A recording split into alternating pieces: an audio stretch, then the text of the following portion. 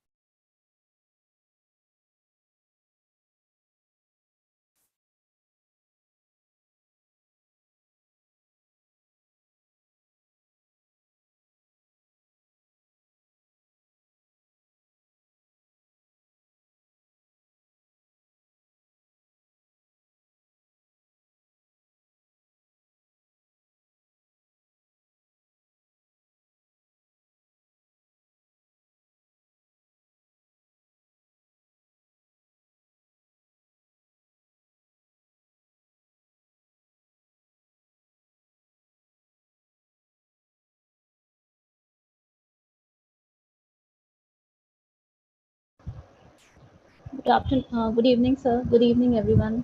Good evening, ma'am. Good evening. Good evening. How are you, Kumakshi? I'm fine, sir. How are you? All good.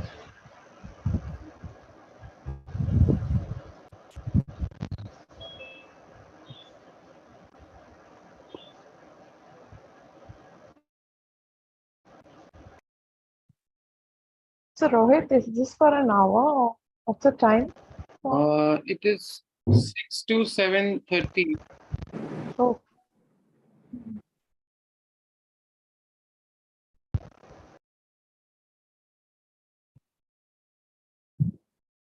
Hello. Hello, sir. Hi. Hi, Thomas. How are you? Doing well, sir. Hi, sir. Fine. Hello. Hi, Dheeraj. Hi, Rohit. Good evening, sir. Good evening. Good evening.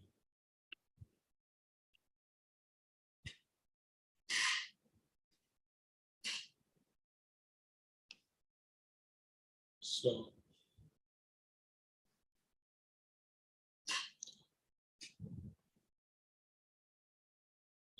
we start at 6 o'clock, sir. Yes, sir. Yes, sir.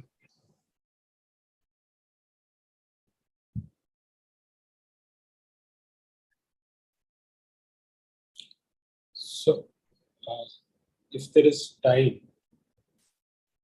Hello. Yes, sir. None of you sent any proposals for the IronCon for autoimmune oblique MS also. So I've taken the liberty of, doing a series of debates. All of you are featuring in it on different aspects of MS. oh, Dr. Gagandeep, I'm away in the US. I'm not attending. I am sorry. Sorry, are you in the US? Where are you? Yeah, I'm going to the US in that time frame. I have a Morgad roundtable meeting to go for in Boston. So September you won't be there. No, unfortunate. I would love to have been there. Yeah. Okay, right. But so they're about whether we can. I'll send those topics to all of you, Rohit, and it's one on whether we can stop treatment or not at all in people with relapsing remitting MS. How should primary progressive MS be treated? Those kind of things. So they're kind of built up into a series of debates. Recording in progress. Right.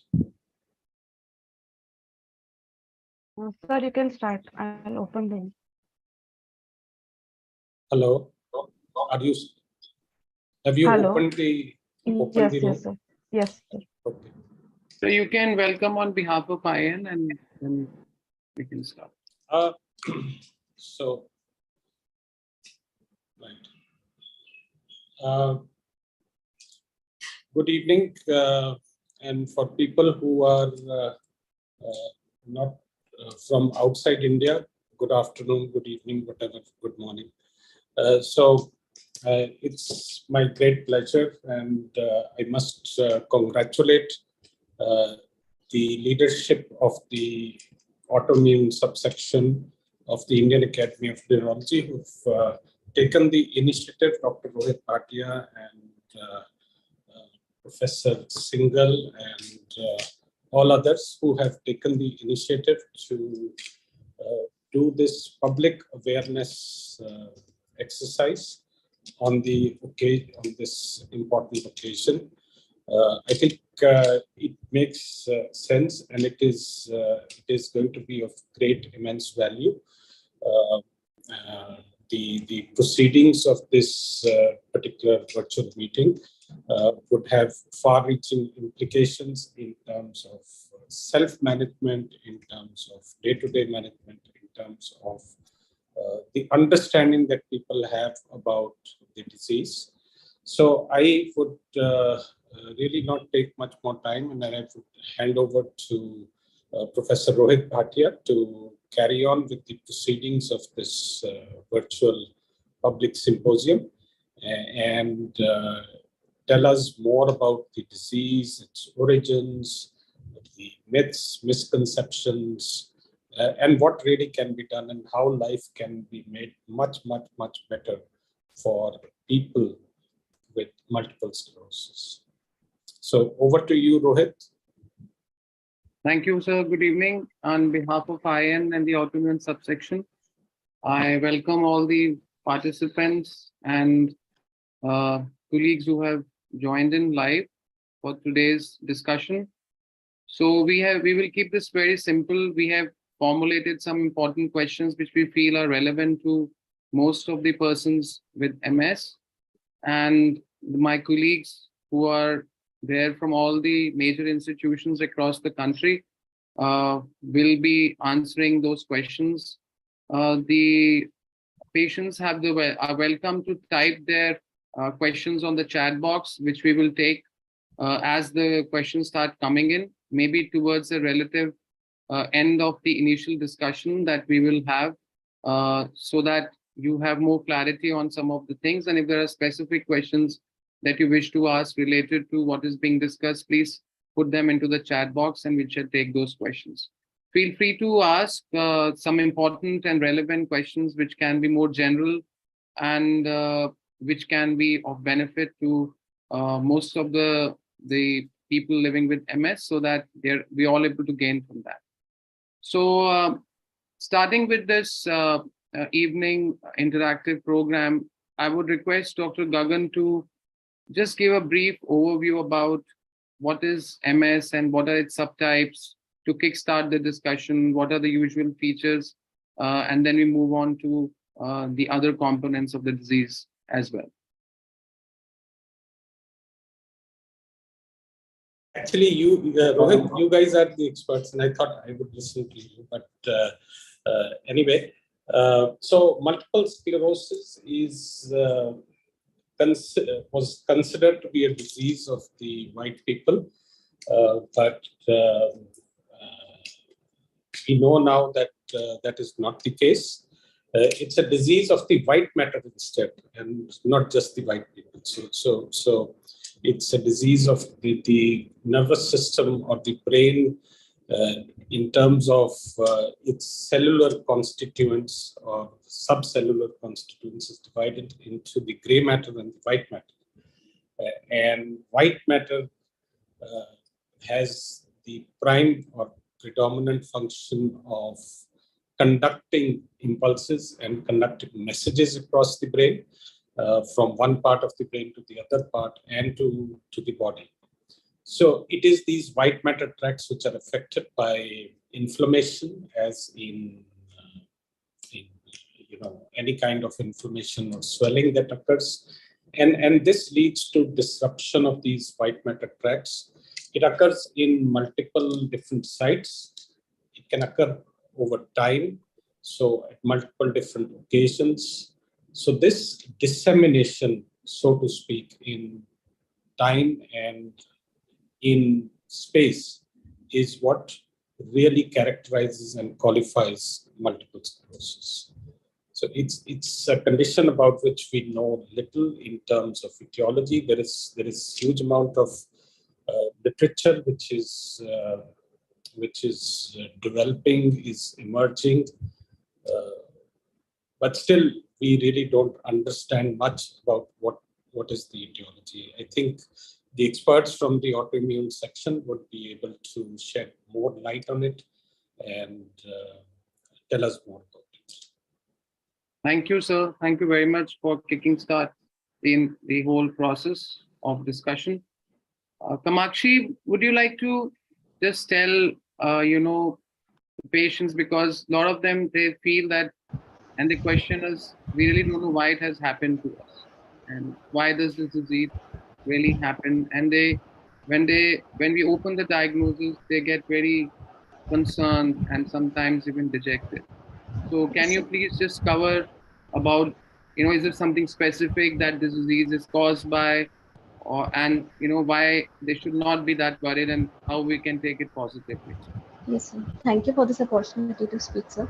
So first of all, I would like to tell that MS is basically an immune attack onto the myelin sheath, which which occurs not particularly due to one specific cause, but it's an interplay of various genetic and environmental factors which predispose in an individual to develop this attack. So first of all, I would like to emphasize that once you're diagnosed with MS, there is nothing to worry about. So you can lead actually a normal life, a normal productive life, a normal professional life, and a normal family life, as normally as you were living before. So important here is the thing that it was actually a myth few years ago that every MS patient would be disabled in few years. It's actually not the case. We are actually living in an era of a revolutionary science where every 6 months or so we get to have a new drug added into the armamentarium, and we have a couple of very effective drugs for the disease. More often than that, more often it's like very often we come across patients who have previous mild symptoms like paroxysmal few sensory symptoms, which are more often than not overlooked. People, they take some alternative therapies, even nutraceuticals, B12 injections, and they feel that it's actually a minor thing which has happened to them. But important is the thing that it's very important that you visit your physician timely and promptly, because this condition is amenable to, and I would actually say if you start the therapy on time, you can lead a perfectly normal life. That is important. Secondly, I would like also to emphasize that you can, especially for the female patients, they can deliver normally. They can have a perfectly normal family life. Important is that the condition is diagnosed. You be into the touch of your caregivers timely, promptly, and you follow their the follow-up advices should be completely adhered to. What is important is the disease is diagnosed and treated timely, because it offers a window of therapeutic opportunity in which you can lead, which actually gives you the chance to live a perfectly normal life. So nothing to worry about. The disease is actually what I wanted to convey. Thank you, Kamakshi. I think that's the true positivity that we need to get in to our patients, because there is always that sense of feeling that why am I the one who has had this problem? But I think you rightly said, in today's scientific era, we have exceptionally good medications. Timely detection is possible, early detection is possible, and we strongly encourage all of us that patients should not feel that they have a disease. Yes, it is a different illness, but we should be very positive about it. So Yes, thank sir. you very much. Thank you, So sir. moving on to this, when we diagnose someone in the clinic, there are usual these perspectives about medication. So Dheeraj, can you just give a quick general overview about the kind of drugs that are available, and what are the different types, and especially if you're on a drug, what are the some core components of monitoring that you would like to suggest to the patients? Because I sometimes come across when we ask them, did you monitor, they said we never knew that we had to do this blood test or we had to monitor, and we really were not sure whether there are other options. So just can you highlight a bit on that? Sure, Rohit, thank you. Thanks for that great question. So, well, we are right now in an era where the choice for the medications is vast. We almost have a full repertoire of all kinds of medications available to us. And rightly said, this does not go without any cautions. All of them have a little bit of, some have more stringent monitoring, whereas others can be done with less, I would say, stringent monitoring. However, nevertheless, all of them need some kind of a monitoring. And we are right now in a world of evolving medications, which some of them have not, they are still under clinical trial. So to list the, in general, the list of the medications can be divided into the injectable ones and the ones which you can take orally. And traditionally, we only had the injectable ones, mainly the interferons, interferon beta, 1B and 1A, and glatiramer, which were main injectable ones. If I were to classify them as the platform or the basic therapies, not the advanced therapies. So these were the basic therapies available to us for a number of years. And as time has evolved, we have more effective and more stronger therapies now. So interferons can be given either injectable as intramuscular, which could be ranging from once. Currently, we have once a week or twice a month schedules. Whereas we have previously had glatiramer, which is currently, I think, not in use much since it had a daily injection. And with all these three, the only thing which we still, some of the patients, quite a few patients are still on interferons who are doing well since the past early times when they've been taking interferon, and we don't tend to change the treatment.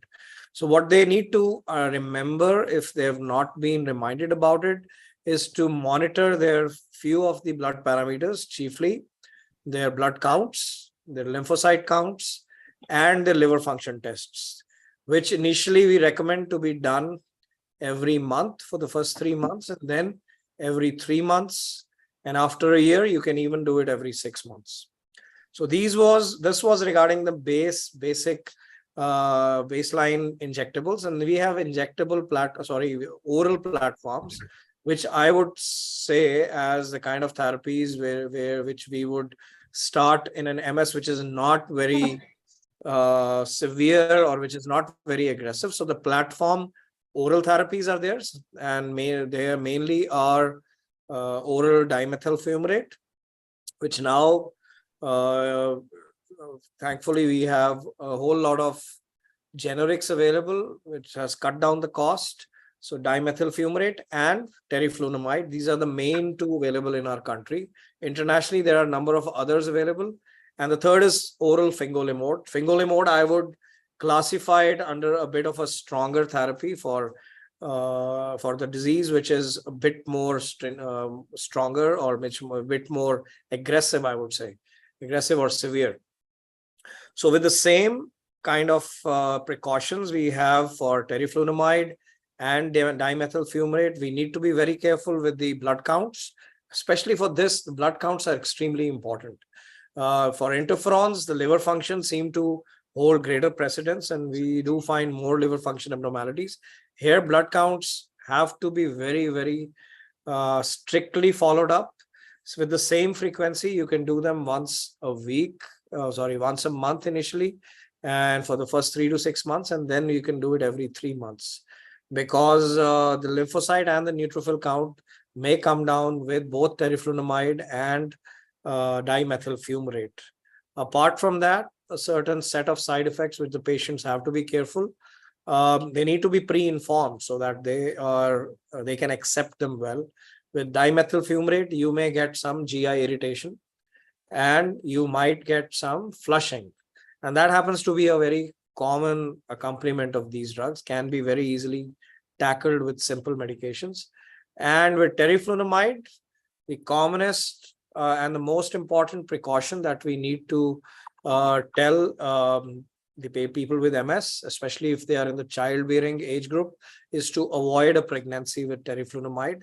It has toxic effects to the fetus, and that has to be strictly avoided. In the same, I would say, breath, I would say the preceding drugs that I talked of, the interferons, the glatiramer and dimethyl fumarate, Safety during pregnancy is relatively better. In fact, glatiramer may even be continued during pregnancy. So coming back to this other side effects, teriflunomide, like I said, thinning of the hair may happen, and people need to be warned about that. These are the major side effects. I would not go on the rarer side effects, which may happen in a large population, but that need not be really brought into focus at this point. So these, and the third oral major medication being fingolimod. So fingolimod has a specific side effect profile. Namely, when we give the first dose, it may have a certain effect on the heart rate, which may drop down. So what needs to be done is check the heart rate with an ECG. If people, and this has to be done after giving the first dose. So maybe after the first few hours of the drug which is given, you might have to check the ECG. So that's one of the major precautions that we need to take. And fingolimod is also known to produce a reduction in the lymphocytes, a severe reduction in the lymphocytes. And so these need to be monitored every, again, with the same stringency. We need to get done the lymphocyte count and the whole blood count, along with the liver function tests, with the same frequency as the other drugs. But one precaution which needs to be remembered with fingolimod, if for some reason the patient stops taking fingolimod, like they may be non-compliant, which happens with a lot of MS drugs, and when they restart fingolimod, again the ECG monitoring is mandatory, because the first dose effect may still last. We now have more S1P, sfingolimod, sphingosine 1-phosphate inhibitors, just like, which have lesser chances of heart involvement, but those are not currently available in our country.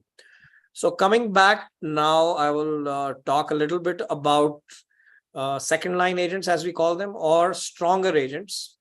Apart from these, going away from the platform therapies. Now, these drugs which are stronger are usually advised or are prescribed for disease which is a more of aggressive nature, or which is highly active, by which I mean that when the patient presents, if it is a severe attack which has not completely recovered, that's one of the features. If you've had multiple attacks in the last 1 year, for example, more than one attack, and if you have, along with this, an oligoclonal band positivity in the CSF, these in general, and if it is a male gender along with this, these we consider as some markers towards a more severe disease. So here, what one would prefer, a physician would prefer to give a more stronger drug, and these are usually injectables, apart from fingolimod, which may be utilized in these. So these drugs are usually Tysabri, the drug being natalizumab, rituximab, which is an anti-CD20, and now we have the availability of ofatumumab and ocrelizumab, which are again with similar mechanisms as anti-CD20. So just to cluster them all and make it easy to remember, if people are on Tysabri, which a good number of people are, subject to affordability, of course. So Tysabri, one of the biggest concerns is a dreaded brain infection called PML, progressive multifocal leukoencephalopathy, which is caused by a virus called JC virus. So we get the JC virus test done in the serum, and if it is beyond a cutoff index, as we call it, the JCV index, then we can counsel the patient whether they want to continue or not, because that kind of increases the risk of having a PML. However, if it is negative, the risk is very, very small, especially in the first 2 years. So people can then safely take Tysabri, and then 6 monthly, you need to do the JC virus testing. In addition, one needs to also do the same counts, blood counts and liver function tests, which is common for all the drugs, I would say. And JC virus indices need to be monitored every 6 months. And then if the status changes, if it becomes positive or high, we need to again rediscuss with the patient whether we need to continue, are they willing to take the risk? So that's extremely important for people who are on Tysabri. They need to make sure that every 6 months their JC virus index is carried out. For rituximab, ocrelizumab, and ofatumumab, the frequency is similar for rituximab and ocrelizumab, which is once in 6 months. Ofatumumab is subcutaneous every month. The usual tests, which actually, as some of us do carry out, I'll just add it on that you can do it for all the medications, which is to carry out hepatitis viral markers. That's very important because there is a resurgence, especially with anti-CD20 of hepatitis and also with other drugs, which I failed to mention. But as in a general rule, we should carry out hepatitis markers prior to starting any treatment with MS. And along with that, hepatitis markers, you can get anti-CD20 as a baseline, anti-CD19 levels. And these can again be monitored to decide the next dose, because these being anti-CD20 drugs, it reduces the level of anti-CD20. So that's one of the tests which are needed. And another test which I usually recommend is getting the varicella antibodies. Why? Because a lot of these drugs, especially the B-cell therapies like anti-CD20, tend to reactivate, and also fingolimod, which is notorious to reactivate varicella. It can be a painful condition. Get your varicella antibodies prior to starting these medications.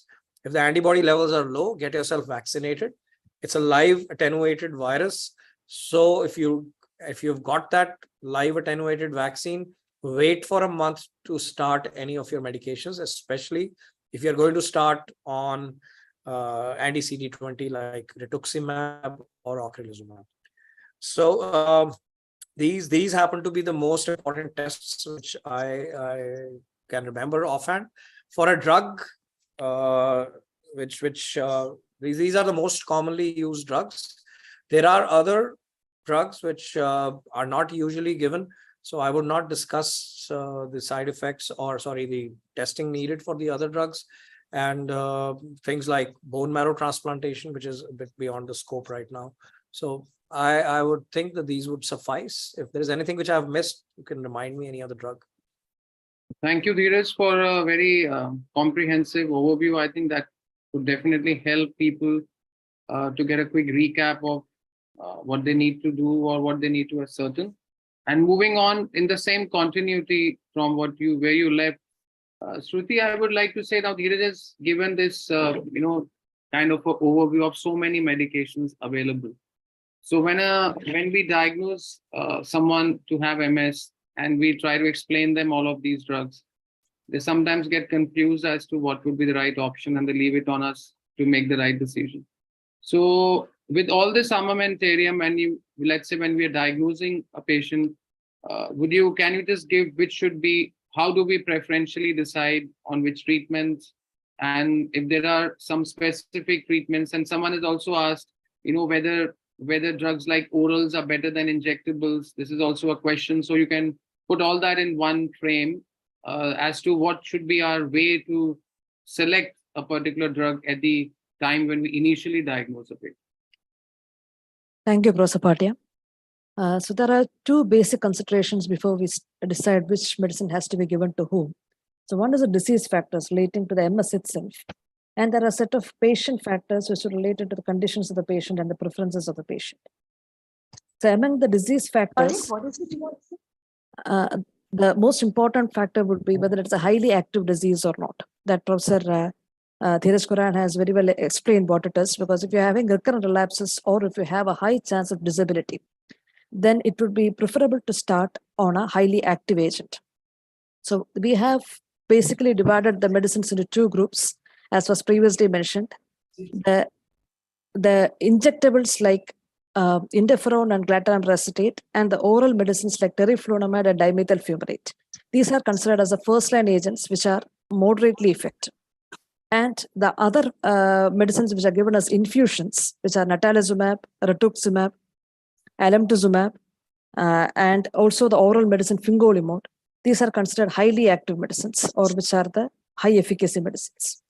So in a patient who has a highly active disease, we have more and more data suggesting that it is better to start the patient on a highly active agent rather than start with a slower agent and then escalate if needed. The second point is whether the patient is having a relapsing disease or a progressive disease. So if there are multiple relapses ongoing, it is again better to go in for a highly active agent. And most of the disease modifying therapies which have been described can work with the relapsing disease. However, if the patient has more of a progressive disease, there are different agents which are preferred, like the trial says ocrelizumab and siponimod, which hopefully will be discussed later on in detail. And the third is whether the patient has previously been exposed to other agents or not. For example, a treatment-naive patient, you can actually start with any agent depending upon the disease need and the patient needs.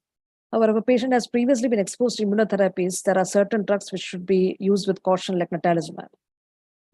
The important factor is also the patient preferences. So there are patients who would prefer to have a medicine which is of low risk or low risk of side effects. So as the efficacy of the medicine increases, there is also a concern regarding an increase in the risk of short-term and long-term side effects. So this has to be weighed with the patient, the highly active disease versus the patient's preference for a medicine with lower side effects has to be weighed and discussed very clearly before any medicine can be started. Another point would be whether the patient is planning pregnancy or if the patient is planning to start a family at any point of time in the next 1 or 2 years. There are some medicines like teriflunomide, fingolimod, which is not a good option when you're planning a pregnancy, whereas interferons and glatirameroside are probably the best agents for pregnancy. However, they are not the best agents for control of MS themselves. So this has to be again discussed before a patient can be started on a patient who's in the family, planning to start a family is being started on a disease-modifying therapy. Financial concerns are, of course, a problem in India, but many of the oral medicines at least are now available as generics and are affordable to most of the patients. Rituximab is also generally affordable and are available through many governmental programs. But some medicines like alemtuzumab and natalizumab are still a concern regarding financial problem, and that has to be sorted out before the medicine can be started. Another issue is regarding non-compliance. If the patient, this has to be discussed, especially with two medicines like fingolimod and natalizumab. A non-compliance can lead on to a very severe attack for MS, and this has to be discussed before these medicines are started. And finally, we have to clearly weigh the risk of side effects as well for older patients and those who are prone to having recurrent urinary infections and other risk of infections such as JCV virus index positivity. The risk of the disease and the risk of the medicine to be used should be weighed, should be discussed before we can start. So these are, in general, the main factors which we will take into account before starting. And just another word regarding pediatric MS as well. So in pediatric age group, there are different set of medications which are found to be more effective and probably more safe in that subgroup. And specifically regarding which of the medicines are better, we would say that it is specific to the patient, but as far as efficacy is concerned, the least efficacious medicines are probably the injectable ones, the glatiramer and the interferons. And the oral medications such as dimethyl fumarate, teriflunomide, and fingolimod are a bit above them. And the infusion medications like rituximab, natalizumab, and alemtuzumab are probably the most efficacious medicines. Thank you. Thank you, Shruti, for continuing where Dheeraj had left and giving more detail. So the choice would be whether we want to go by an induction regimen, give this more effective drug, hit the disease hard, or we go steadily up as per the requirements of the patient. And we will talk about that soon. Hear from Dr. Lekha as well. So, Dr. Gorthi, when we diagnose these patients and finally a decision of treatment has been made, a lot of patients tend to question us about the need for an MRI and how frequently we should do an MRI. And in the same breath, I would like you to answer two things for their understanding is that what should be our frequency of doing an MRI in general? And if the MRI does show some disease activity during the course of your doing it, based on the MRI, is MRI itself an important consideration to change treatment? And then finally, Lekha will take over about switching treatments and what what we should be doing and how we should be switching. So just can you elaborate more on the MR, because that's something which patients really feel concerned about, and they always ask how my MRI looks, am I stable in my MRI? So that's what. Thank you, Rohit, and wonderful discussions, and you brought out very important, pertinent things. Before I go on to the MRI, 2 or 3 comments about the MS treatments. And all the trials, if you look at the MS trials, they reflect annualized relapse rate. And the annualized relapse rate reduction is 32% to 38%. And we can't just translate them onto the patient directly, individual patient. And so we should not think that we are doing a great thing by giving a medicine and it's going to be efficacious. There is no way we can establish that except depending on the studies that are available. So whenever we get a patient, and even clinically isolated syndrome, if there are radiological abnormalities, and we may have to do more frequently to come to a diagnosis, and depends on what type of DMT or disease modifying therapy the patient is on, then we should, otherwise a rough guideline is for every 6 months to 1 year, we tend to repeat and see whether disease progression is there or not. So the ideal target is no evidence of disease activity. That is, NIDA is our target, and that's what is the literature says. And but this is a dynamic situation as far as MS is concerned. I've been treating MS with Rebif since 2001 and 2002, and we have seen so many changes in the treatments. But my experience mostly is the natalizumab, and whether to start this treatment very effective when the disease is very aggressive. And what patient wants is improvement in disability, and which drug is going to provide improvement in disability. And what we are thinking is, you may not get an attack in next 6 months, you may not get an attack in 1 year. That's not going to satisfy him. Am I going to walk? Yeah, my tremor is going to improve. So that type of situation we are having only with limited no success in few drugs.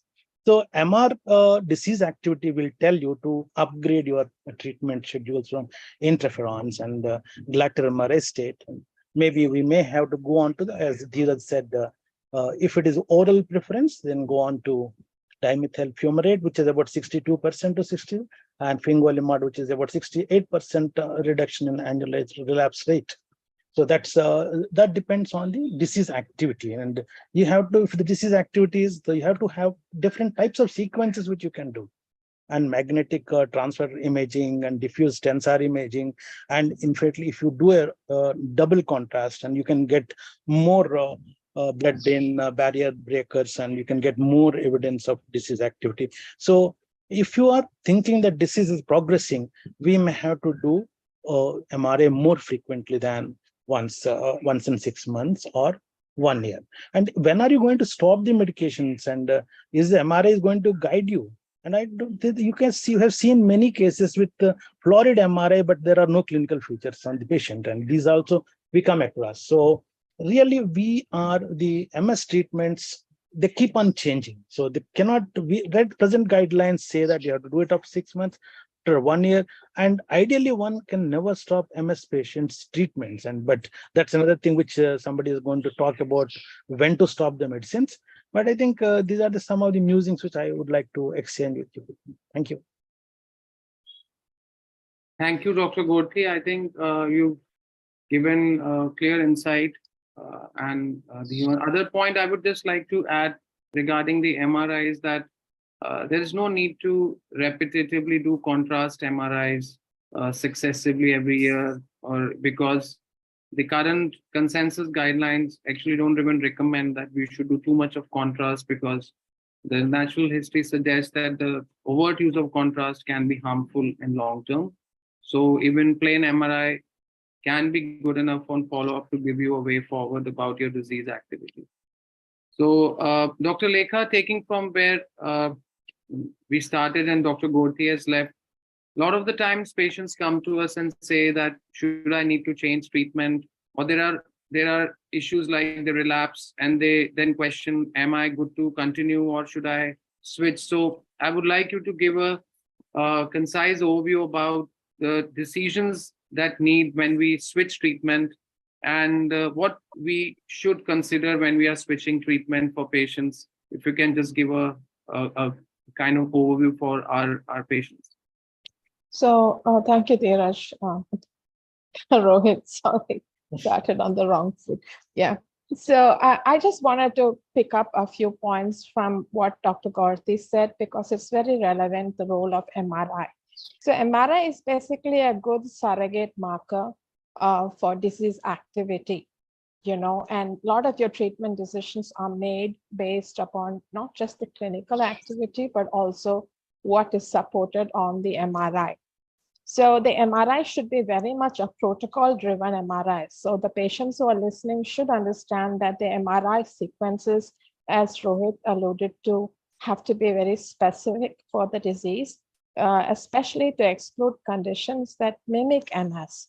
So the MRI, to put it in a nutshell, should contain good images of the brain, of the orbit, including the optic nerve, the spinal cord. And your doctor should have done all these images, including contrast, at least at the baseline. And then when the patient comes to you again, on an average, a person I would follow up every 3 to 6 months. I repeat an MRI without contrast if they're doing very well annually. But if the person comes back with frequent complaints and it is corroborated by MRI evidence of new activity, increasing lesion load, then you are put at a situation where you have to decide and tell him, listen, the current medication is not working.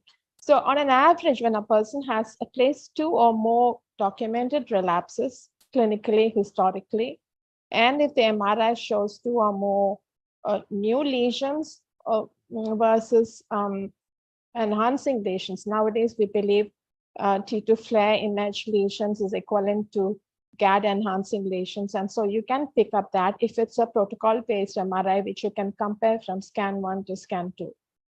So when a person comes to you with residual symptoms or frequent new symptoms, the question that I would ask is, just like Shruti said, are you compliant with the medication you're on? If you're not compliant, that has to be settled first, you know.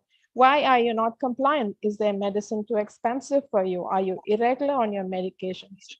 Many people who contemplate pregnancies believe that they shouldn't be on medications in advance of pregnancy, or they will take matters into their own hand and just decide to stop treatment because they're too scared of going through conception with a drug in the background. So that has to be really sorted out first. Then my background is working among people of low income and middle income families. Therefore, I do not have the experience of natalizumab, alemtuzumab, and so on and so forth. Most of the patients are on subsidized medication. So the question for me is, if the patient has aggressive disease and is on one of the first line drugs, I don't generally give platform therapies because the long-term benefit of platform therapy is very little. As Dr. Gorty said, NIDA, you know, less than a third of patients remain in NIDA for longer than 3 to 4 years max. So you would rather give them good medications which are affordable. So in this context, many of these first-line drugs like dimethyl fumarate or teriflunomide, when patients come to me, I would quickly escalate to rituximab, simply because I can get rituximab at extremely low rates, which are specifically given through the companies via the stockist, and most patients can buy the medication and then 6 months later have accumulated enough money to get the next injection. And that goes very well. And we do monitoring of CD19, CD20 in my lab, and therefore I'm able to also sometimes adjust the duration, the interval between infusions, which makes it quite economical for such a patient. And I generally prefer aggressive therapy if there's a large lesion load and a high relapse rate when they come to me, even if it's at the first visit or even if it's newly diagnosed, because that's a window of opportunity for us to treat aggressively. And then, of course, we can tell them you can step down if your disease activity comes down clinically and by MRI, then you can step down to a much more easily affordable again, a heavily subsidized alternative. So that's my experience, and that's the general advice I give for my patients. Thank you, Dr. Lekha. I think very well said that there are many factors that will come into play when we make a decision. As you said rightly, compliance, disease activity, clinical and radiological, and overt, likelihood of benefit with the drug to move on to the next agent, which is likely to be something more effective than the one which are in the platform. So definitely, thank you very much for covering, and we'll take a couple of questions also which have come from the patients during our later discussions.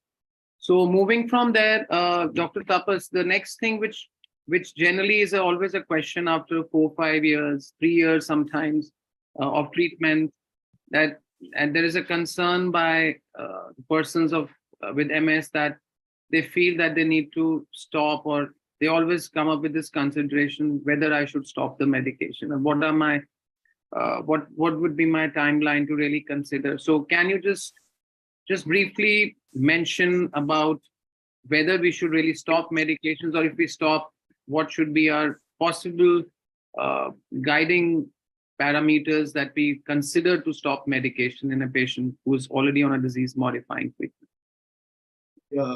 Thanks, Rohit. It's a $1 million question.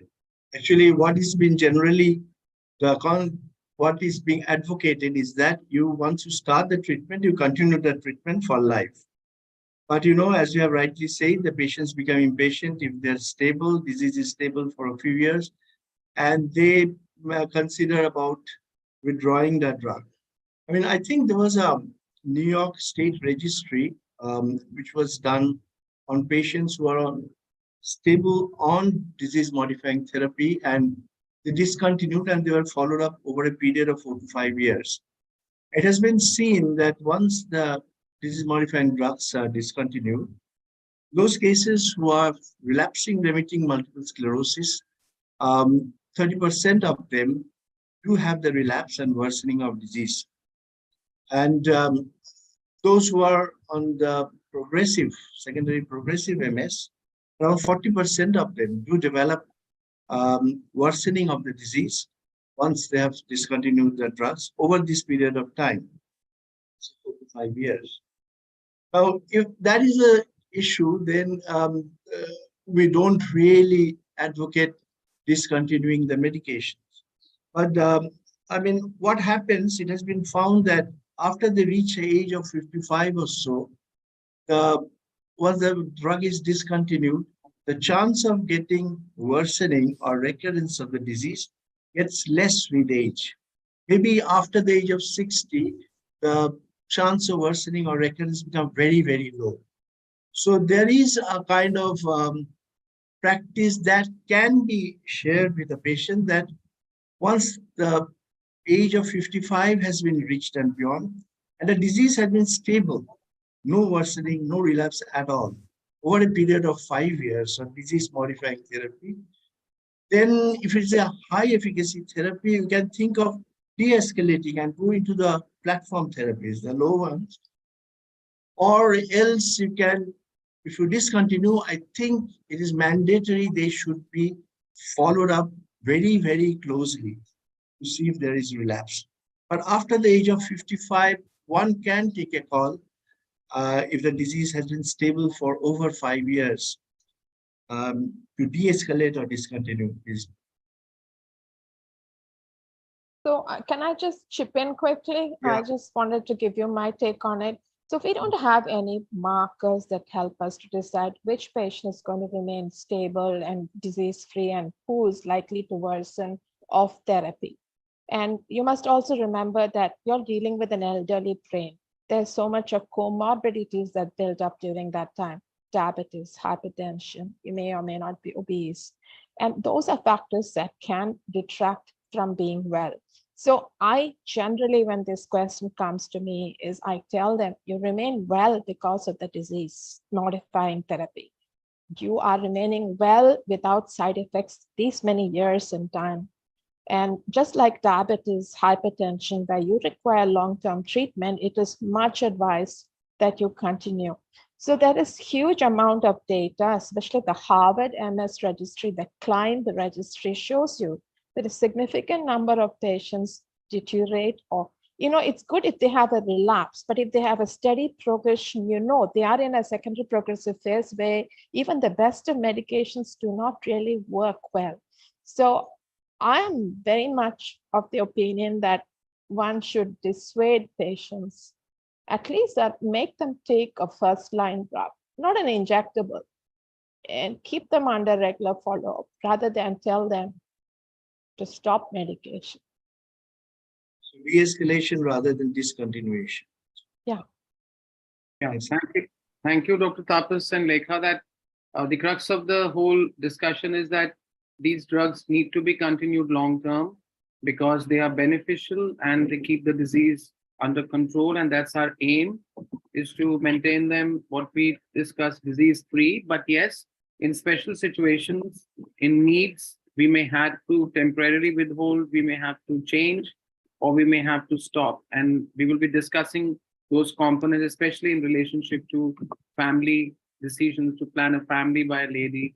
And we will be taking all those points later. So very well covered, Dr. Tapas and Dr. Lekha. So next question, Thomas, is to you, because we've been talking about relapsing MS, and there's always a sense of concern when it comes to progressive MS, whether we say secondarily progressive or primary progressive, especially, that there's always that the concern about the efficacy of drugs and how would I do on a drug. And many times we see very advanced patients with very advanced EDSS, and they still come with a hope that they have been diagnosed as SPMS or PPMS. Would any drug help them to get better and to get more functional? So I would like you to talk about how would you approach, and how should we generally approach a patient with progressive MS, and what are the available now new, what are the new things on the horizon which can really make a difference, if not now, but in the near future? Thanks, Rohit, for a difficult question and wonderful discussion by everybody. Progressive MS is, initial classification of primary progressive MS and secondary progressive MS.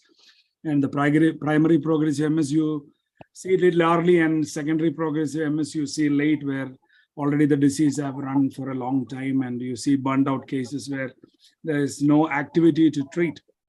While in primary progressive MS, the patients usually present a little early than secondary progressive MS, but the presentation is a little late when compared to the usual RRMS cohort.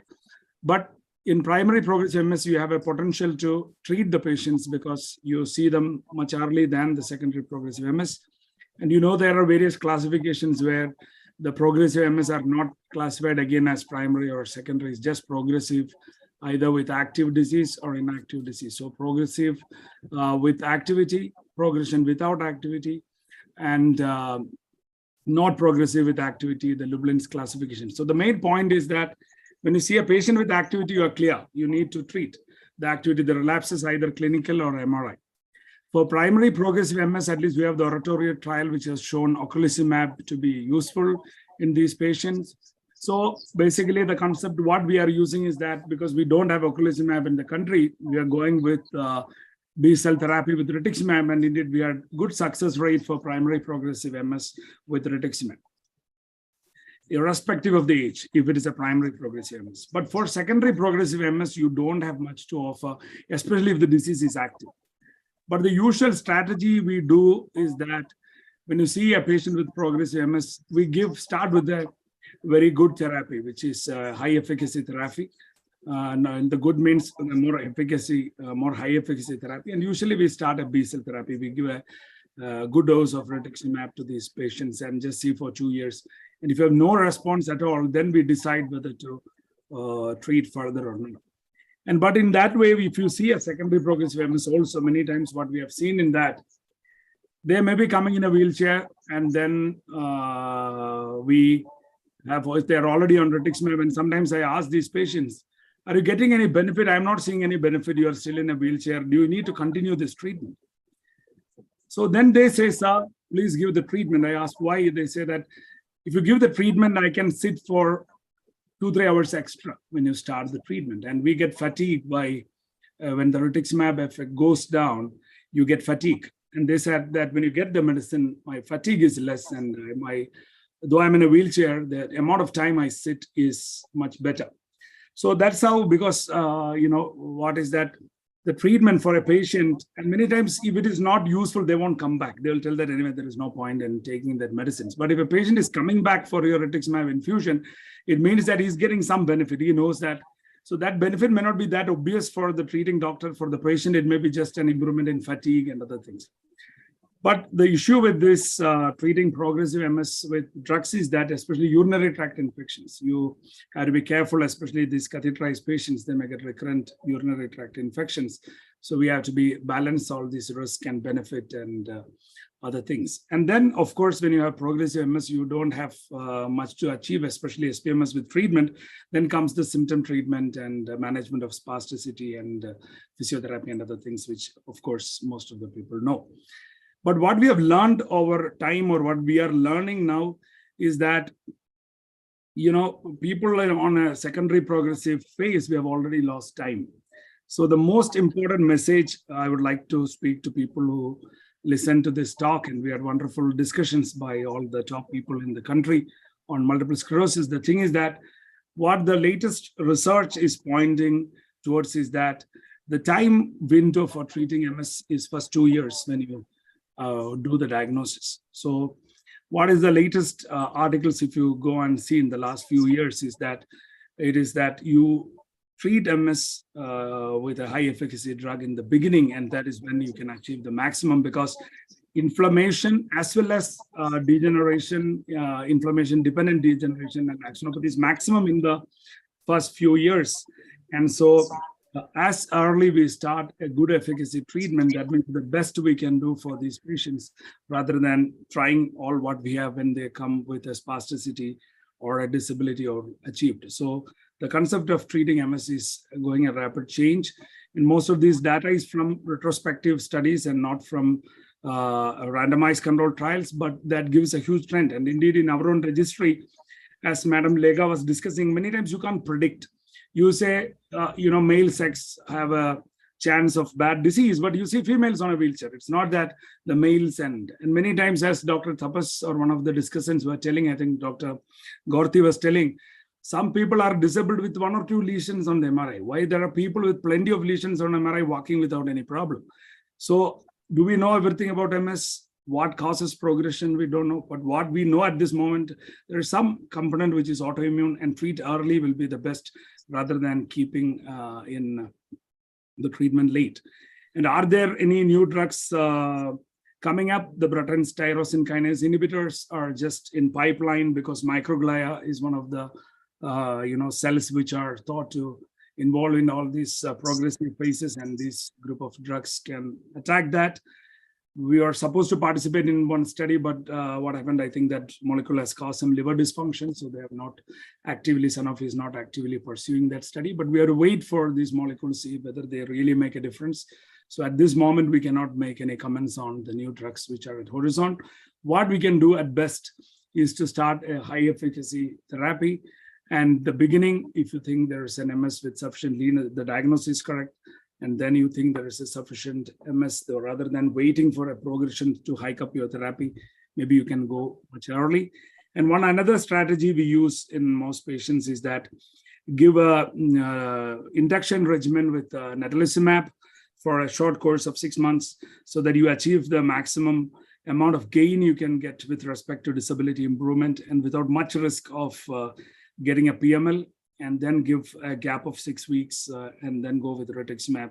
So that the concept is that you get both T-B cell therapy in the beginning and clean up the brain with respect to the T and B brand of attack, and keep all the B cells outside the brain for some time, so that the patient gets a rapid benefit. And once the B cells are out, and you give a gap of 6 weeks and give rituximab and destroy the B cells, so you achieve. And these are the subgroup of patients, at least what we have seen in our registry, to have almost a cure of MS, because we had started the disease much early in the disease, young people, and then with such a regimen, and they're doing pretty well.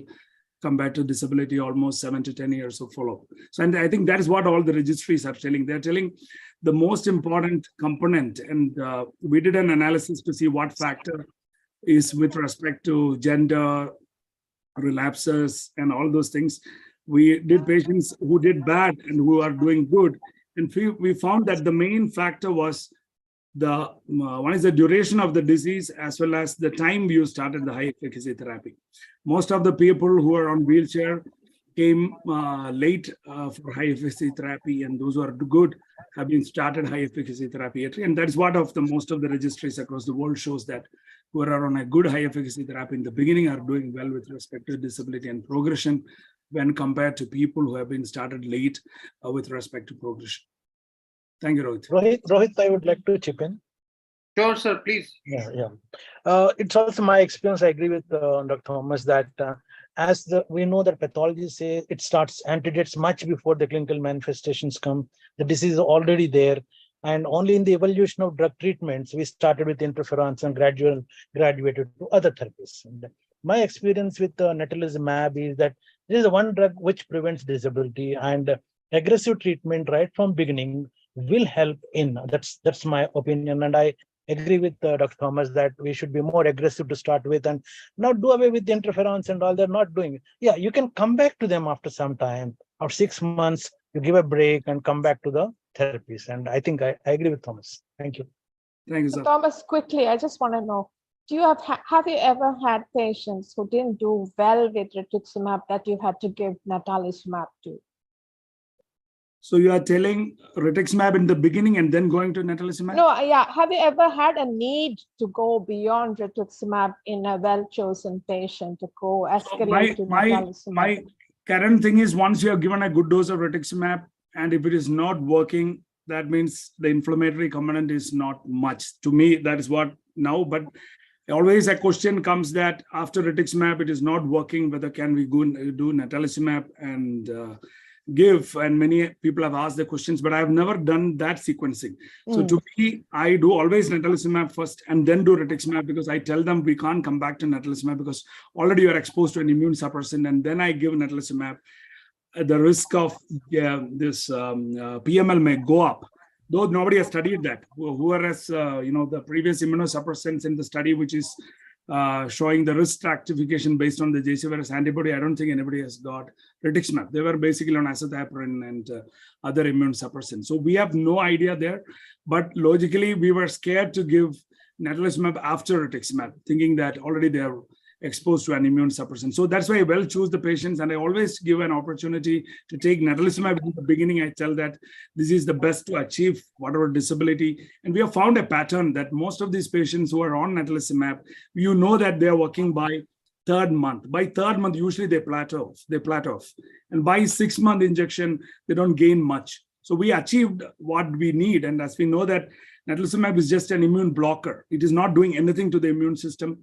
And we just stop the natalizumab. There is a relapse as well as rebound can happen to these patients. So natalizumab is just blocking the antibodies from this, not the antibodies, the B and T lymphocytes from entering the brain. So we can say that it's a very high level of induction treatment like steroids or something you give.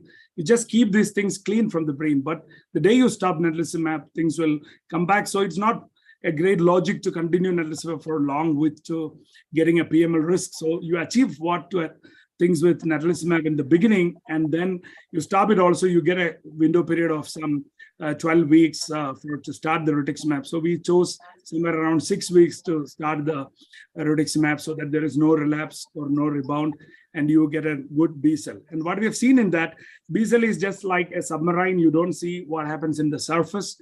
People don't get any great benefit or anything at the beginning with the rituximab, but usually they don't get relapses, and your progress improve, and disability can happen with rituximab, but you don't get that feel that natalizumab gives. But the problem with the natalizumab is that the cost, but for a 6 month, most people can afford, because you get alternate month free, and around 3 lakhs, you can finish off the induction of natalizumab. And then you know that maximum we have achieved, and then the rituximab will do the rest of the job. And that's what the regimen we are usually following in most patients with MS now. And I've rarely used any of the interferons or dimethyl fumarate for the last 5 years. So Thank you, Thomas. I'd just like to just summarize this discussion between what you have said.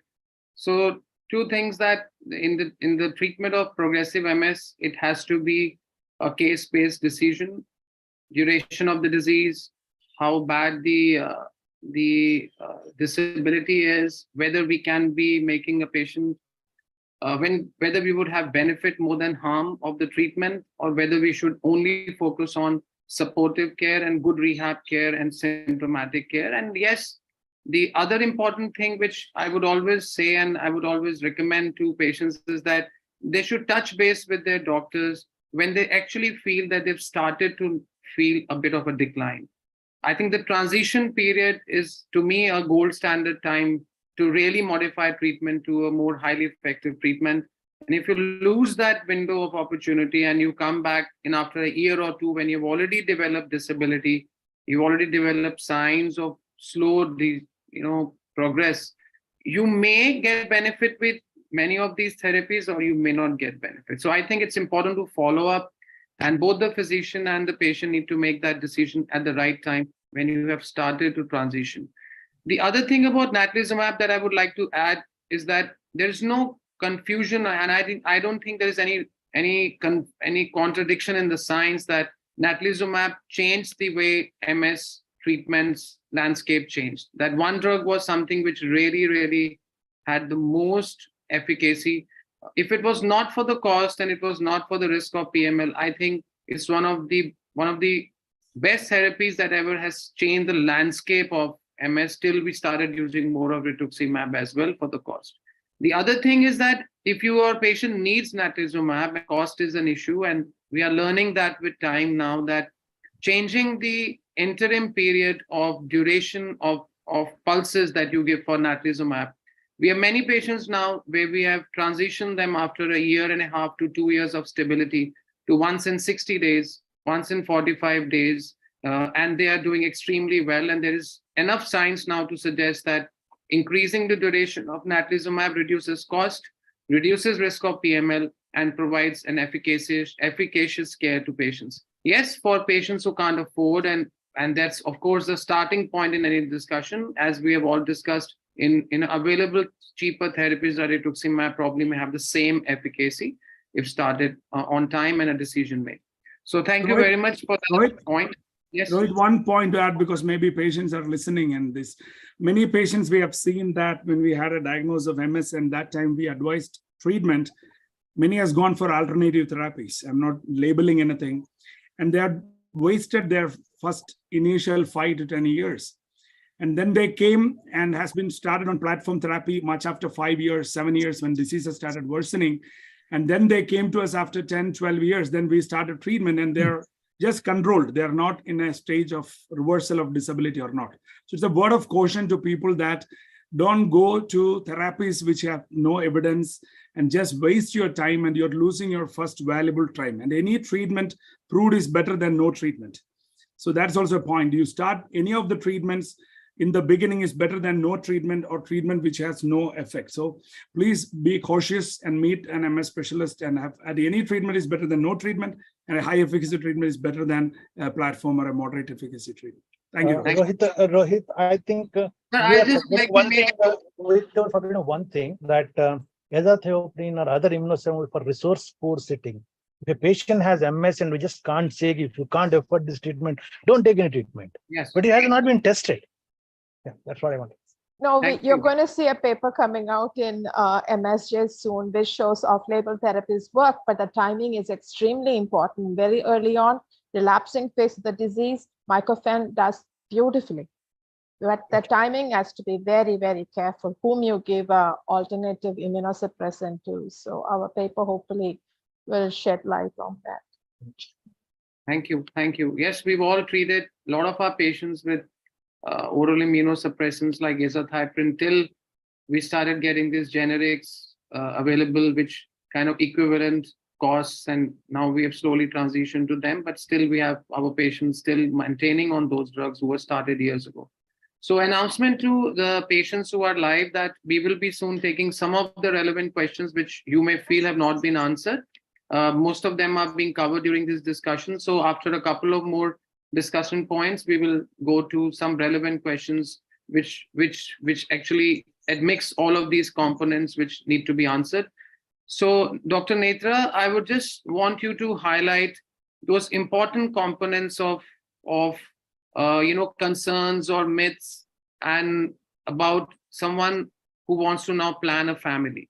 And there is another relevant question which was actually asked in same, I would say, breath, that if there is a person living with MS who's stable, who's on treatment, doing very well, how do one open up this thing to a partner? Because there's always this concern when they read about it on the Google that, okay, this is the disease, this causes disability, this, that, and they probably get scared about choosing that person as a life partner. So can you just highlight on these important things and then transition to planning a family, what we should do and what we shouldn't do, and how we should monitor and what should we do, and when we should restart the medications after delivery? Yeah, thanks, Dr. Rohit, for a very nice question, because this is a very relevant, especially for us as well as to the patients when we are seeing people with MS. So whenever a person gets diagnosed with MS, we know that the most common age where a person with MS is usually around just prior to becoming pregnancy or during their pregnancy or their marriage age. So this is very important for the neurologist to address it, because the person may have come to us when the person is not yet married, but we need to tell them few things even before they plan for marriage, even if it's going to be after 6 months or 1 year. So that is something called as a pre-marriage counseling. I think that should start from before, because this will also address one of the question what you asked about how should they be talking if they're planning to get married and to their partner. So first of all, they need to be made sure that, like most of them have already discussed about this, that it is not a genetic, it's acquired condition. And it is not that it is going to be transmitted to the family, just like how their parents did not have this illness, they'll also not be transmitting. And the risk, I think those things have to be discussed with the patient, as well as if the relatives or the guardians who have come with the patient, we need to discuss with them so that they are aware even before they discuss if they are planning for marriage. And if we know that they are going to get married in the next few months or a year, it's always better to check their vitamin D levels and see that their vitamin D levels, supplements are given, folate supplements are started, which will eventually help. It is said, there are few gynecological studies which have said that ideally it should be started 1 year or at least 6 months or even at least 3 months. So we should be starting these folate supplements even before they plan for a pregnancy in the later part of the time. And among the disease modifying agents, I think already many things have already been discussed about what medications should not be given if they are planning for their marriageable age, especially with the oral medications, that is the teriflunomide, fingolimod.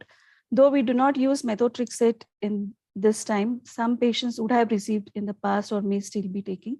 So these are the few things which we should not be trying to give to people who are planning for their pregnancy or planning for marriage. So the other thing is, I think this would be better discussed as to how we address it in the pre-pregnancy, that is even before they plan for their marriage. So one of the things is whether their fertility is affected because they have multiple sclerosis. So that is one thing which we need to break the myth that multiple sclerosis, especially in the initial period, even before it affects the bowel bladder or sexual dysfunction, the fertility is not usually affected because they have multiple sclerosis. It is only in the later part of the illness or when they have a lot of severe leg weakness or spasticity, which can hamper with the fertility issues. But otherwise, MS per se does not affect the fertility. So we need to make them aware of these things.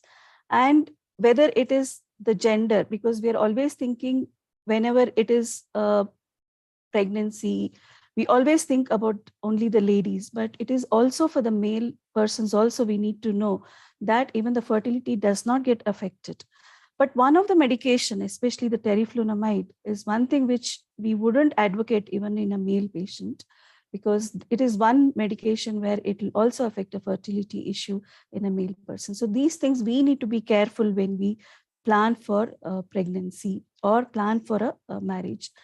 And this pre-pregnancy counseling, it should also educate the patient as well as the guardians or the parents about not just the risk, about what is going to happen. I think Kamakshi very well brought about that when the person is started on the medication in the early part of the age and the MS is under control, they can almost lead a normal productive life. I think that has to be emphasized to the patient and their relatives, because if the MS is under control, the chances of relapse or trying to give the disease modifying agents during pregnancy comes down very much. So controlling the illness even before they plan for the next stage of life is very, very important. And this pre-pregnancy counseling should also indicate about all this and how do they discuss with their partners. Because what happens is, when they tell, if they're planning to get married and they tell that they have multiple sclerosis, the first thing is they start Google search about MS and they find all the negative things about multiple sclerosis, and they come back to us and tell that they are getting many proposals being rejected because they have been diagnosed with MS. So we need to make them educated that yes, they have been diagnosed with MS, but because they have been started on the correct disease modifying agent, their illness is under control or under remission. So they are almost able, they will be able to be further better.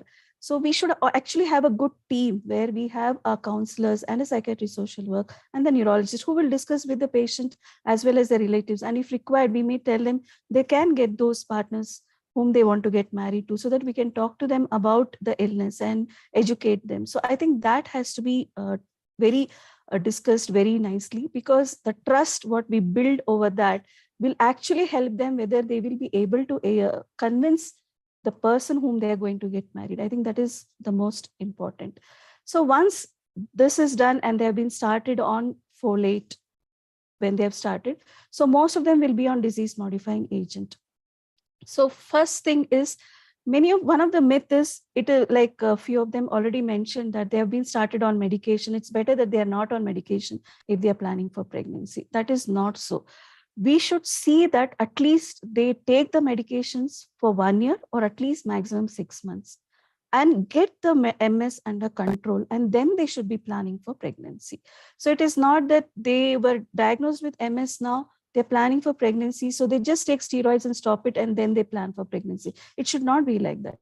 They would have, we stabilize them on steroids, give them disease modifying agents, if possible wait for a year or at least minimum 6 months, and then once they are better, once they have a clinical and radiological resolution or going towards remission, they should be planning for pregnancy. Because when they are on disease modifying agent, depending on which disease modifying agent they are on, they may have to be stopping the medication prior, or they may continue and stop just before when they are diagnosed with their last menstrual period. So these two different schools of thought is there. One is, if their if their MS is very good under control, we may think of giving them a drug holiday, maybe for 2 to 3 months. But if we feel that the clinical and radiological lesion is not that good and they may not be under control, we continue the medication, and then we see when they can be stopped the medication, or we bridge them with steroid. One of the thing is, for example, we spoke about so many 3 different types: platform therapy, injectable therapies, and the oral therapies. Few therapies like which medications where you give for once in 4 weeks or 6 weeks or 6 months, we can tell them that when they can try to coincide their pregnancy as well as their injectables, so that they are not under the influence of the medications, especially with rituximab. After the 6 to 8 weeks, they have those golden 3 to 4 months when they can plan for their pregnancy. So all this education can be done to them so that they can plan. But otherwise, if they are on the injectables or the oral disease modifying agents, they may have to stop the medication just at least 1 to 2 months, depending on which disease modifying agent. Or if their MS is not very good controlled, as soon as their LMP is there, they'll have to stop. So these are the few things we need to educate them. And once a pregnancy has started, if we are able to stop them on medications, it is good. I usually prefer to, though everybody may not agree, first is to control the multiple sclerosis. If you are able to control it, then it is better to see that they are not on any medications, and then they can plan for pregnancy. But Otherwise, also, if they're on medications and if we feel that their clinical and radiological resolution is there, then the first 3 months, if you're able to not give medication, and then after the 4th month, we can still start again, give the medication in the 2nd trimester. So that option can be given. And the other issue is about the vaccinations which will be given during the pregnancy, especially the TT injections. So one of the things what we should remember is there are few patients who worsen with injectables. We have seen, especially with the recent COVID vaccines, we've had many patients of the COVID vaccines who have worsened on medications. So this we need to be very careful, especially when we are giving the tetanus. I've had patients when they were under control, but even after the vaccination, they could have worsening. So these things have to be discussed with the neurologist and the gynecologist, and then the pregnancy has to be planned. So once this is done, then it is about the delivery. That is what happens during the delivery, what has to be done. What we should remember is it is not that having MS is a contraindication to have a normal delivery. They can be having normal delivery if they are not having any severe bladder dysfunction or lower limb impairment. One of the myths what is there is that pregnancy is one thing which is like a drug holiday. Most of them are in the honeymoon phase of MS, that most of their symptoms do improve. But there are few symptoms which worsen also during pregnancy, especially the bladder dysfunction and few of the fatigue. So these are the things which can again worsen during delivery. So these things which has to be remembered. And if we see that they may require short course of steroid, that may be given, especially when we are planning for delivery, along with the hydrocortisone or whichever steroid, dexamethasone, which was given, can be tried to given during the pregnancy. So post delivery, it is the most highest risk which is there, because there is going to be a shift in the hormonal changes which is going to happen. So we need to be very in constant touch with the patient as well as the neurologist, because once there, in case the person who has a delivery, everything is fine and the child is having a good lactation, the mother is able to have a good breastfeeding, then there is no issues at all, because the breastfeeding again still gives little bit of safety factor in seeing that there is no relapse. Otherwise, if the person has not been on medication during pregnancy, then there is a risk of again worsening which can happen following delivery. So one thing is, if they're having a good lactation and breastfeeding is happening, we can wait for 6 to 8 weeks maximum, by which if we have to see how they are and see how their clinical and radiological response was and how they were, when was the last relapse, when was the last attack, all those things have to be seen, the risk and benefit, when to start the next disease modifying agent. I think these are the things which has to be brought about in the post-pregnancy, post-delivery period, which has to be seen. So among all this, one thing what we need to remember is that, especially for the pregnancy, we need to educate them, because most of the time they need to be aware that they are not in a phase where they will be having highest risk. Yes, pregnancy is one of the honeymoon phase for multiple sclerosis, but few of the symptoms, because some patients may just have a bladder dysfunction, nothing else, and a very minimal spasticity in the lower limbs, and those can definitely worsen. It is not just honeymoon phase, and that can further worsen post-delivery. So all these have to be educated depending on their symptoms. So education and trying to be in constant touch and being there, building that trust and seeing which medication they are. So both having a clinical and radiological remission is most important when we're trying to bridge this pre-pregnancy to post-pregnancy period. So these are the few things which we need to remember. The other thing is about the child. Once the child is born, if they have been receiving especially the high efficacy medications like natalizumab or rituximab, if they have received these medications, especially in the 2nd and the 3rd trimester, there is B-cell lymphopenia which can happen in the child. So we need to be sure about those things before we advise on vaccination to the child post-pregnancy. So these are the few things which we need to educate them. So sometimes the patient may not be coming to us. We may have to ask their relative to come and meet us constantly during the pregnancy with their blood parameters as well as their ultrasound checkup, so that we monitor that and we tell them how to go about. So I think the trust and telling them how to go about, and making them aware that we are there for them in case of throughout, even when they are not coming to us. I think that is most important.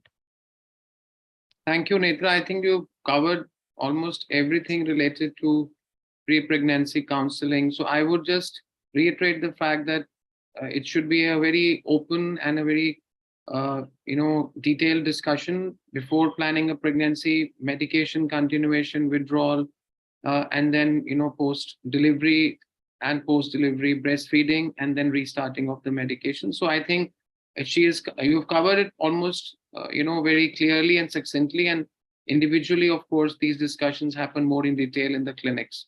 So in the last 10 minutes to 15 minutes that we have, I will like to take some relevant questions which will cover many of the things that we have discussed to now. There are a couple of questions, maybe Dr. Thomas, you can just take on. There is like one question about a patient that I've started rituximab. How many days do I expect that I should start feeling better? So, they're just a concern about what is the timeline that it will start showing its effect. So Rohit, one point just I wanted to make before we go across, just give me 1 second. When you have a case of a pregnancy with the relapse of MS, there is no shame in talking to your colleague and get an idea. And then I talked to Dr. Lekha, and we started on rituximab when I was in Manipal. The delivery went smooth, baby is born.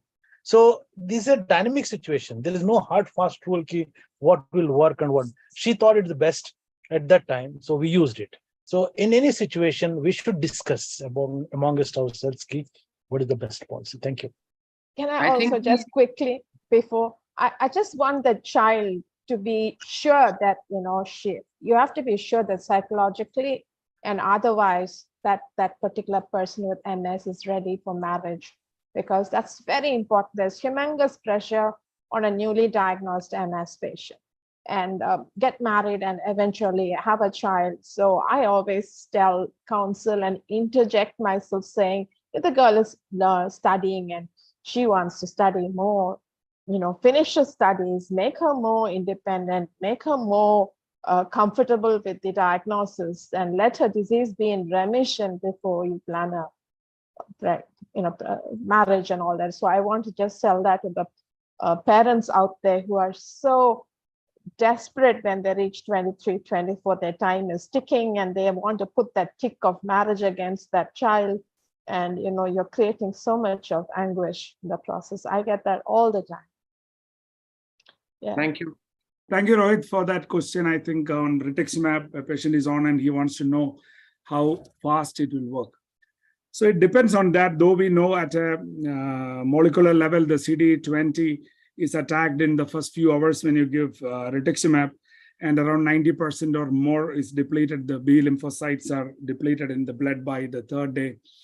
So we know that it works at that level. But the problem with MS is that the things happen in the brain and in the spine. So what we are checking the CD19-20 is it only in the systemic circulation where you have only 2 to 3% of the lymphocytes. So what happens in the brain takes time, and it picks up over the first week, and then slowly over weeks it builds up, and the maximum effects comes by the 3rd month. And then it just goes on, and then by 5th month, 6 months, it weans off. And this is a general pattern, but it may not be true for everybody. And also depends on the dose we have given. And what is the usual way is that depending on the severity of the disease and the lesions, better to give a good loading dose in the beginning, at least 1 gram. That's what we give at the beginning. But if you think it's a progressive MS, it is better to give a 2 gram loading dose so that you attack the immune system in the beginning. And then after 6 months, depending on the symptoms and fatigue, you decide on the dose, what you want to give. And it varies from 1 gram to 500 to 2 gram, 1 gram, 2 weeks apart, depends on your condition and how you improve. But that was what we came in discussion. But initial few weeks, patients may not feel anything, but be assured that if you're given in the right way, the right dose, most of the patients, more than 90%, or I can say almost 99% of people won't get a relapse after the rituximab. Disability improvement depends on how fast you have started and based on that. And that's why you may not feel much, but the rituximab is working, especially with respect to the relapses. Thank you. There's a question, Kamakshi, would you like to just briefly talk about when people get to these bladder question issues, because the question specifically relates to how to best manage the bladder dysfunction. So if you can just very quickly highlight what options do we normally use to manage bladder.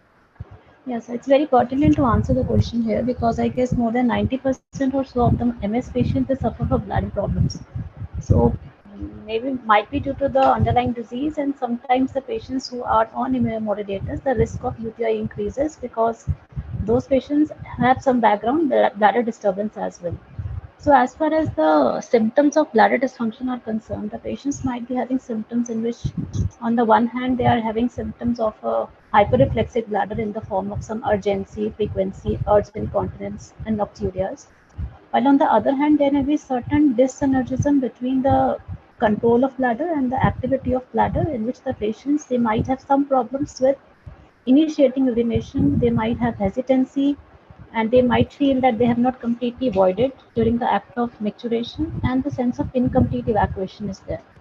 So depending upon the symptoms which predominate in a particular patient, we can have two broad categories of drugs to be offered. In the patients who have been having symptoms of a hyperreflexive bladders, drugs like tolterodine, solifenacin, and oxybutynine, they are usually offered. While in the other category, in which the patients usually have some dyssynergism between the sphincter and the diffuser, drugs like tamsulosin have been shown to be effective.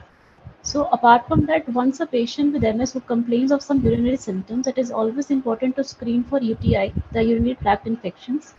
The physicians they usually get the ultrasound the urinary bladder with the post-viral residue, which quantifies the amount of residual urine which the patient might have after micturition, and manage accordingly. So once the infection has been ruled out, we have adequately addressed the problems with the urination.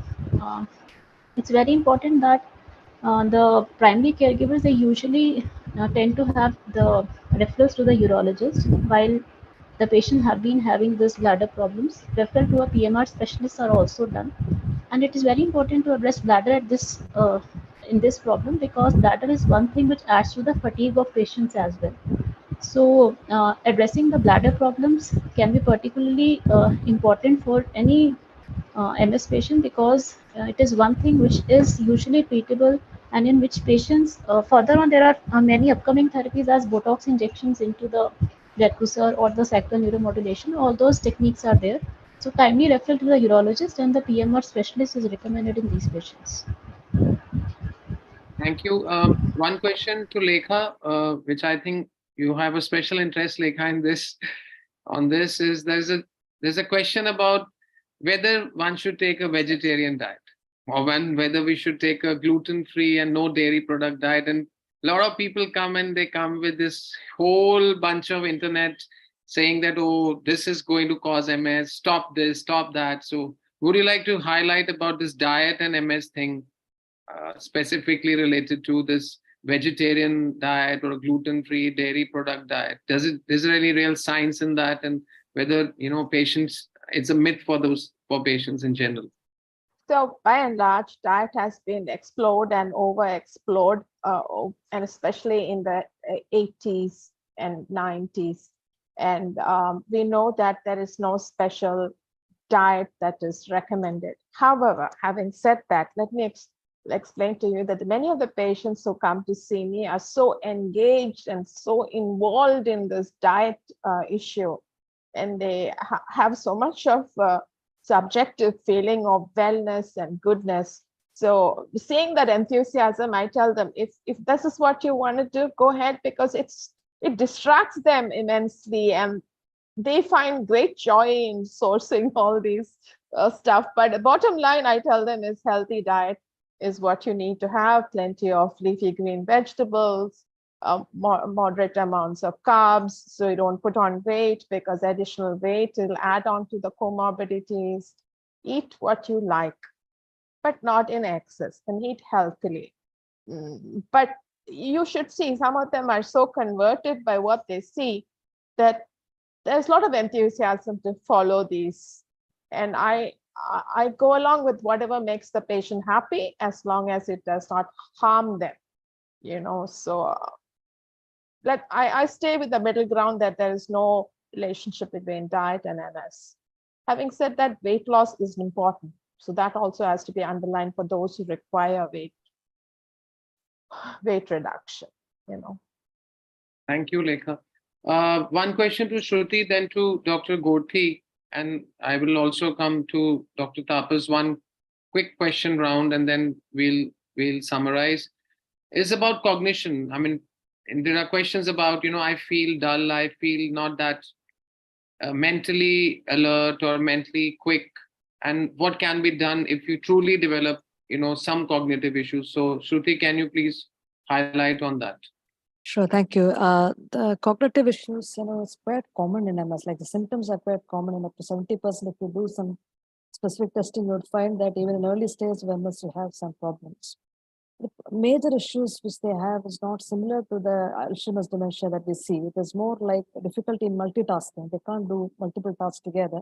There is some difficulty with new learning as well. So they have issues in learning new things, but once it's learned, they usually can retain it. So what I would suggest is mostly focus on lifestyle changes, because there are very few medicines or even other cognitive training that will be as effective as changing your lifestyle. So one would be to do one thing at a time. And one way we can do it is by learning some kind of meditation strategies such as mindfulness, or just focus on one thing at a time. Do not try to do switch between tasks at a given point of time. Be very attentive on what is being done. And whenever there are problems with learning, keep task bars or journaling or something, so that they can come back to that later on. And there is sufficient information that they have to deal with vascular problems such as smoking has to be brought down, weight loss has to be achieved. They have to keep themselves hydrated, have a healthy diet, exercising for at least aerobic and strength training for 20-25 minutes a day is probably as good as doing cognitive exercises. So they should be taking that up and on a regular basis to the extent they can do with their disabilities. And addressing things like diabetes, hypertension, especially in older patients, is very important because they will add on to the cognitive issues in the patient. Stress is something else. This has to be dealt with in patients. So they have a lot of mental stress and a lot of problems with disease itself. And unless that is addressed, that will also, add on to a lot of cognitive issues. So keeping in touch with, either a group like, MS support group or other people who may positively impact them, or have a group within the family itself who may positively reinforce them, would be a very good idea to manage the stress and other issues. And overall, I would say that a positive mindset, and being active all the time and keeping your brain active would be the best way to keep your cognition active. Now, fatigue is actually a different part of it. A feeling that they are feeling down all the time. Especially, it is a bit related to climate as well, I think. So many of the strategies for fatigue is similar to what I just mentioned. Hydrate yourself, do exercise, have a good vegetable and fruit-rich diet. But then managing temperature will also possibly help in controlling fatigue. So high temperatures and working in a noisy environment and all will possibly add on to the fatigue, and that has to be actively controlled. Thank you. I think a composite of many things will help people feel more alert, attentive. And as you rightly said, a combination of diet, weight reduction, regular exercise schedule. And of course, if there are specific instances that we find in patients who require some medication, that specifically can be tried as well. So Dr. Tapas, there is a question, and I think it has been discussed, but since we were talking about drug discontinuation, so it's about a question, for someone who's been on a medication, DMT, for 4 years and had not relapsed, and the MRI is also showing no disease activity, a recent MRI, but she's a recently married female. So what would you advise for such a patient, who's been on treatment, imaging is also doing well, and is married? So I think the question pertains to whether she should now stop or move on to planning a pregnancy, or when she would plan a pregnancy. Any thoughts on stopping the medication? Yeah, sure. If the patient is stable and for quite a few years on DMT and wants to have plan a family, then definitely this is a time to go ahead. And you have to find out what disease modifying therapy patient is having. the patient should not be on teriflunomide, because if it is on teriflunomide, you have to stop for at least 2 or 3 months, or you can do washout, rapid washout technique to take this teriflunomide off the system, then go for pregnancy. If the patient is on other disease-modifying drugs, like the platform therapies, fumarate and all that, probably a month discontinuation of the medicine works. Now, of course, if they want to continue, I would prefer glatiramer or interferons, maybe safe during the pregnancy. And as Dr. Netra has said, that, the first 3 months of pregnancy, if you can stop and then restart if it's needed, that can be done also. So that's how you should go. Rituximab, I should give it a break for 2 months, 1 or 2 months, and then we can plan the pregnancy. And always pregnancy does have a protective effect in the relapse, but once in the lactating phase, after that, the chance of relapse is very high. So the family has to be made aware of the fact that they may be relapsed once the child is delivered. So we should start treatment soon as possible. Thank you. So I think the core is that if you're stable, you've been disease-free radiologically, clinically, and you've been married and you're actually looking for planning a pregnancy, this is definitely doable. Meeting your physician, deciding on the time point electively, when is the plan, will give a decision when to stop the medication, have that window in between, a small window, or transition immediately, will depend on the exact disease modifying therapy the lady has been, or the male has been, specifically if the person is on teriflunomide. So I think that's absolutely fine. So I'll take last 2 questions and then we'll just give a quick summary. One question is for Dr. Gorti. There are a lot of questions about fatigue management, and especially in this current summer months, patients do feel a sense of fatigue. So what would you suggest as to what should be their perspective about overcoming this fatigue? So if you can kindly highlight on that. Yeah, the fatigue is the most common symptom of multiple sclerosis. About 70 to 80% people have fatigue, and it is exaggerated in summer months. And hydration is very important first. There are 2 drugs which will help. One of the drugs is amantadine. It's an antiviral drug, but it helps. And then the other one is modafinil. Modafinil also will help in improving the fatigue. So these are the 2 drugs which can be tried to remove the fatigue. And of course, limitation to exposure to sun and other things do matter a lot. Yeah. Just to add on, I think a very good modality to also prevent fatigue is also have stretching exercises, which we very commonly recommend as part of the physiotherapy, and stretching as part of maybe if they're doing yoga. So that is known to also cut down on the fatigue. I'll just summarize 2 questions, and you can just take one very fast and the other one also, because I think we've discussed more or less. There's a repeated question about EBV and MS. And, people, there is a question about vaccinating yourself for EBV as well. And what is a real relationship if someone has had, a composite of other autoimmune disease, like known to be having thyroiditis or now having MS? So if you can just talk, just very briefly about EBV and its real relationship. And then the other is about someone who's been relapsing on a DMT, actively relapsing. I think we've discussed that pretty much very clearly, that if you're actively relapsing and you are on a DMT, we definitely need to move on. And you can just, and based on the discussion we had about medications, you can just, give that the final answer that yes, you need to move on to a more effective treatment.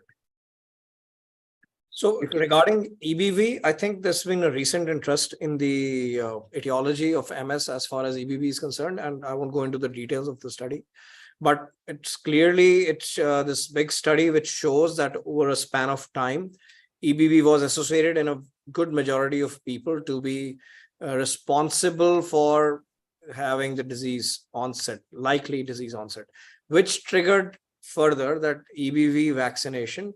So as per the study and as per what we understand science of EBV till date, a good percentage of patients may tend to benefit, or not patients, but a good population may tend to benefit if EBV vaccination does start. And we may have an answer in the future as a good percentage. I won't say it's 100% EBV associated disease, but a small percentage of EBV, a small percentage of the etiology can be attributable to EBV, and a vaccination may be one of the ways we may have a solution in sight. However, studies are still needed and they are already underway. And that's fun thing. And the second question, I think, which you indicated is if somebody needs to take a vaccination. Like I read a question, somebody had a very relevant question about HPV, vaccination for cervical cancer. So that I think is a live attenuated virus. So any live attenuated viruses or even inactivated viruses like the COVID vaccine too, what is recommended clearly is any treatment which reduces your B cells specifically, because they are the ones which produce your immunity after vaccination. So B cells reducing drugs are alemtuzumab, rituximab, ocrelizumab, and ofatumumab. I'm not deliberately saying Tysabri because that does not deplete the cells. So if people on Tysabri don't need to stop Tysabri if they're taking a vaccination. That has no risk of having low immunity. If you're taking all these drugs, then you need to either, if you're already on a medication and you've been given, wait for 3 months for your immune response to come back and then take the vaccination, and post-vaccination, wait for a month. The same rule which we use for COVID. Take the vaccination, a month later, take the drugs like these, and other drugs which you need to be careful are fingolimod, which reduces lymphocytes, and a bit on teriflunomide, but teriflunomide may or may not reduce it on a regular. If you have low lymphocytes, stop the teriflunomide, which you might need exaggerated, accelerated elimination. So these are in general small rules for live attenuated, specifically viruses, which you need to stop the B cell therapies. Thank you, Dheeraj. And I think that question about someone relapsing actively, I think Lekha and Thomas and you and Shruti have already covered that it's the right time to move to a more effective treatment rather than wait and accumulate disability, because transitions and disability worsening are very heterogeneous. In some people are fast and some people very slow. So I think that's what it is. So before we end, and we thank, or I thank all the, all the specialists who were here today, taking out their time, and all the persons with MS who were kind enough to join and give their insight as well as very relevant questions. I would just open up anyone who wants to make any other important point or a comment which we think is not being covered. Anything, Lekha, you want to add? Anyone, Thomas, Dheeraj, Shruti? Yeah, so just one last thing which I think we often miss, and I have lately started emphasizing it to all people with MS, is do not forget your vascular risk factors.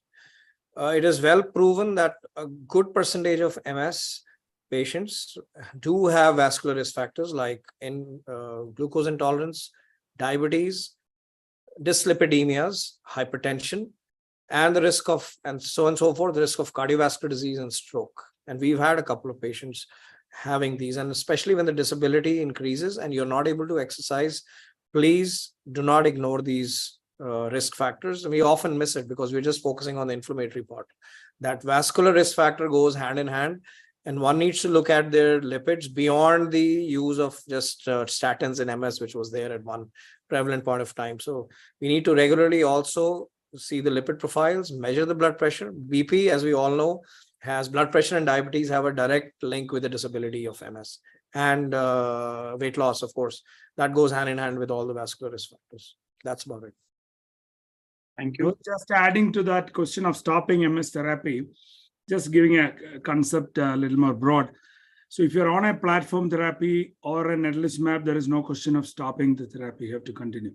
But on other end, if you've done a bone marrow, if you've done an alemtuzumab, there is a chance that you may not need the next. So it depends on the intensity of the immune suppression in the beginning.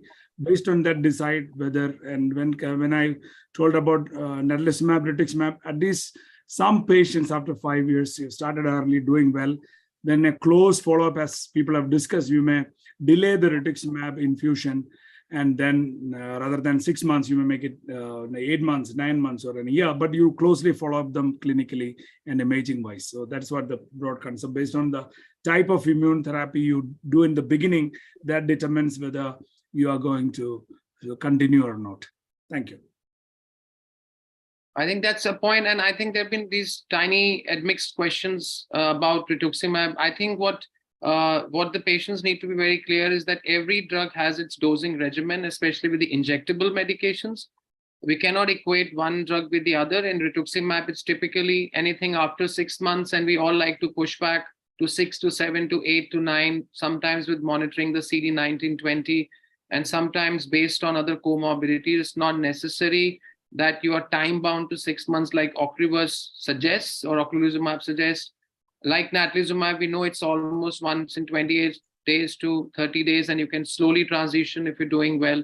So I think that individual decision making is important, but broadly, all patients with MS must know their medications well, must know their monitoring well, as Dheeraj had pointed out, and must discuss with their patients before voluntarily stopping, or for some reason they had to stop. So it must be good to discuss with your clinician. Any other point, any other point, Lekha, you want to make, or Shruti, Netra, anyone, Kamakshi, any important point that we think we've missed? Okay, so at the end of it, first I must thank all the patients who have joined us in this interaction, and we wish that we were all live, but we have limitations of this platform. So I mean, we've tried to take most of the questions in one form or the other which have been asked, and I hope that this session was insightful and they were able to get rid of some of their, some of the issues that they were not clear about, some of the myths, some of the concerns related to family planning and others. So on behalf of Indian Academy of Neurology and its the subsection of autoimmune disorders, I thank all my colleagues who were taken out time from the busy schedule, have given their insight based not just on science, but I think on their clinical experience of managing patients through their career paths over the years and learning from experiences of all our patients. So at the end, I must just summarize by saying that when you get to listen to the diagnosis of MS, the first thing should not be dejection, please. That's something which I really want to emphasize. MS is not what it used to be 40 years from now, when we really don't have much to offer, but now it has really transitioned. It's like any other autoimmune disease, can be treated very well. We can make choices at the right time, at the right moment. And most of these therapies have acceptable adverse effects. We know their adverse effects and they can be monitored well. We need to stay positive, and as everyone said, take care of your diet in general. Don't have myths and don't have these specific things. Follow with your clinician regularly. Discuss with them if you have issues. Monitor your drugs that you are taking for adverse effects, and transition to other drugs can be easily done depending on the need.